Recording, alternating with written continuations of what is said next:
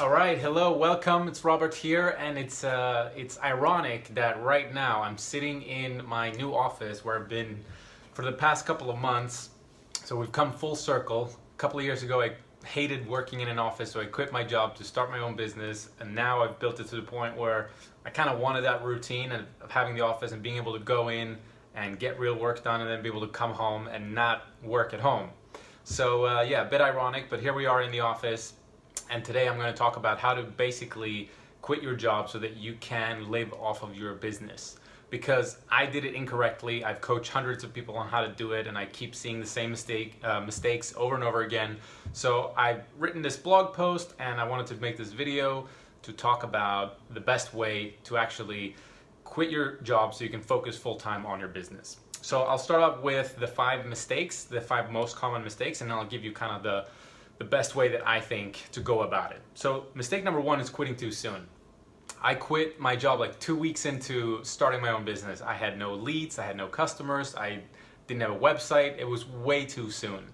And quitting too soon is the biggest problem because what happens is you cut off your income.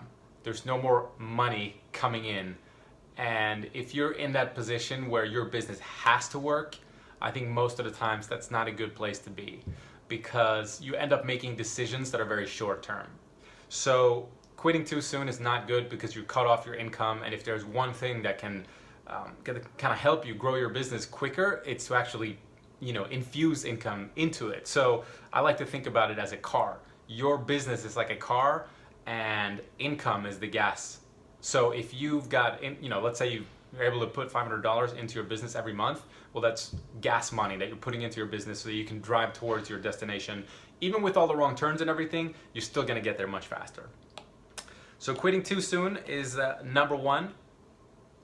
Number two is focusing on profits instead of momentum. And what I mean by that is, when I started out, I set my pricing too high, and I ended up saying no to a lot of projects that I should have said yes to. They were even profitable, but I had this idea in my head of like, oh, this is how much money we're gonna make, and if people don't want to accept that, then screw them, basically. And what I realized is it's much better for me to have very, very low pricing to get started, because that will allow me to build up momentum. It'll help me build kind of internal procedures for how we do things, and also just kind of the confidence of being able to get new customers all the time versus one client every 2 or 3 months.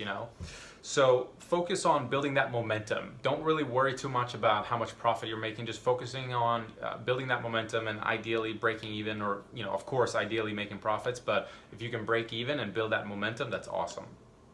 Mistake number three is siphoning profits from your business. So if you make $2,000 and you go and travel and spend that money right away, well, when you come back from that travel, you're basically back to square one.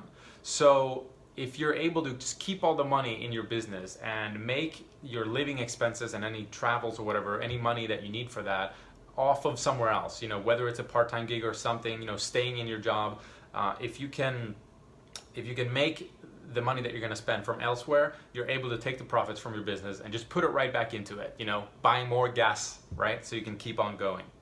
So this is probably one of the biggest ones, siphoning the profits from your business. It's just going to make things take longer. That's really all that's going to happen here. Mistake number four is being impatient. I am the master of impatience. I just need things done as quickly as possible. Don't plan things too much.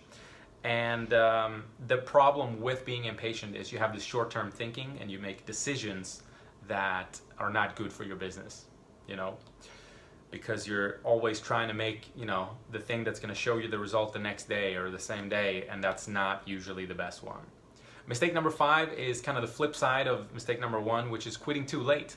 I see a ton of people that are actually doing well in their business, and then they're comfortable. They don't hate their job. They don't love their job. They're comfortable. They've got that steady paycheck, so they just stick around too long. So that would be kind of the flip side, and I see that quite a bit as well. But there you go. Those are the five biggest mistakes I see when it comes to the question of when do you quit your job to focus on your business full time. So let me give you now a practical game plan for quitting your business. This is kind of the 4-step or 5-step process that I would go about it. Having done it incorrectly, having coached hundreds of people on how to do it, this is the way that I would do it. Number one, figure out your monthly expenses. how much money do you need to survive right now? And I would encourage you to live frugally right now. The less money you need, the better off you're going to be, because you're going to be able to put more money into your business. So figure out your monthly expenses. So the number I came up with here is $1,220, which is, I think, quite low depending on where you live and stuff, but it's quite accurate to my situation when I started. Step number 2, I say this is not required, but I highly, highly recommend it. So this is taking your monthly expenses, $1,220 in my case, and adding $300 to $500 to that. And this is gas money. This is money that's gonna go into your business every single month. So put that into your calculation. Step number 3, so now you know how much money you need to make every single month, and now this is the crucial part. You only work enough to make that much money, and the rest you spend on your business. So in my case, I probably only needed to work about half time to actually make enough money to pay my bills and everything. So that's what I started doing, okay? I worked half time, and that allowed me to spend the other half, on my own actual business. So that's really good. Step number 4 is basically, once you have some stability and a few months worth of savings, you cut the cord, the umbilical cord, and you go for it. This is, again, that mistake number 5. Some people just kind of stick around for too long, and that's a mistake in and of itself. And I added a bonus step number 5 here, which is get a part-time location independent side gig. Do you have some other skill? Can you coach people on something? Can you do can you write content for another company? Can you have a side income that will, again, allow you to live off of that money, so that all the money that you make in your business, you can put right back into your business? And all the reasons, all the mistakes and everything that I'm talking about here, everything is geared towards speeding up you getting to that destination. So the more gas money you have, you're going to make wrong turns. So if you run out of gas, well, you're going to be pushing your car. If there's no income coming in, if there's no money being injected into your business, you're going to be pushing your car. So that's why, all the reasons that I've written down here, they're all geared towards helping you get gas money so that you can fill up your car, get to your destination as quickly as possible. And eventually, you're just going to have to pull the plug and get out of that comfortable day job and just focus fully on your business.